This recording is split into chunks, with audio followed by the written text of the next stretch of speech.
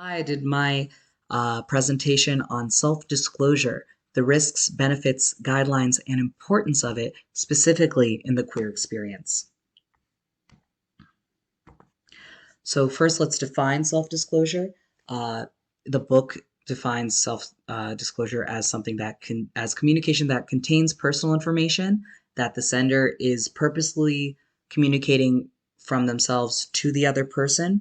It is honest, it is previously unknown, and it is something that you could only know by speaking to the sender. The nature of its intimacy can be affected by the context in which it is shared, meaning that if you share something personal at work, that can be a bit of a stark difference from the professionalism, so that can be seen as more intimate as opposed to sharing something personally with a friend. I'm specifically going to be talking about disclosure through the queer lens. This references coming out. So disclosing one's queer identity, whether based in sexuality or gender identity, is a recurring struggle for many queer people. I'm going to be talking about how the guidelines for disclosure change in terms of their nuance and how the risks and the benefits can be very much intensified. So firstly, for the guidelines for disclosure, the book breaks it down into 4 different questions. Is the other person important to you? Are you willing, so this question, are you willing to uh, share this much about yourself to the other person because they are such a figure in your life? Is the risk of disclosing worth the benefit? I put an asterisk next to this because it leads to my later point of the danger of disclosing and whether or not you are in a safe space to disclose is something that queer people have to really focus on and consider before opening up. And 3, is it appropriate? So coming out can be very difficult for both uh, the receiver and the sender. So the sender has to really consider, is this the right place? Is this the right time? How can I optimize uh, this conversation's impact on this person so that it will benefit them and myself and I can guarantee my safety? And then 4, is it reciprocated?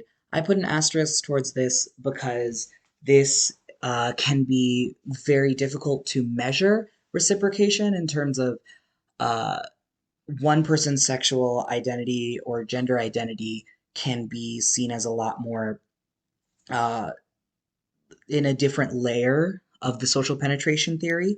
So it could have a different depth for someone. This varies from person to person, even within the queer community. The risks. So the book lists rejection, negative impression, decrease in relational satisfaction, loss of influence, loss of control, and hurting the other person. I wanted to highlight the risks pertaining to the queer community. So, in terms of trans people, more than 10% of trans individuals have been evicted directly because of their gender identity. 20% of trans individuals are discriminated against in housing, and 20% of trans people have experienced homelessness at some point.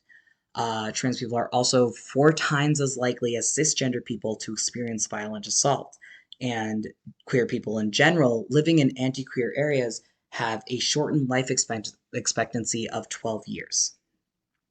That being said, the benefits of safe disclosure is huge and it can be very healing.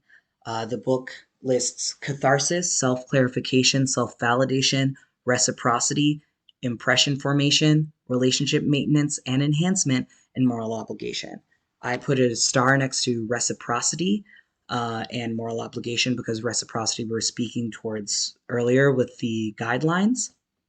And it also opens up the space for other people to share their own identity. And then moral obligation is, I put a star near that because it highlights my next point of how representation matters. If you are in the public eye or even just in your own social circles, this can mean a lot for someone to see you, and they can either identify you and identify with you and feel safe, or they can be less mystified by queer identity and feel more normal about it, and that can have both social and political positive results. In conclusion, queer disclosure guidelines can be a touch more nuanced than the book might have led on, and the stakes for queer disclosure are undeniably higher, but the benefits similarly leave a huge impact on a public and personal scale.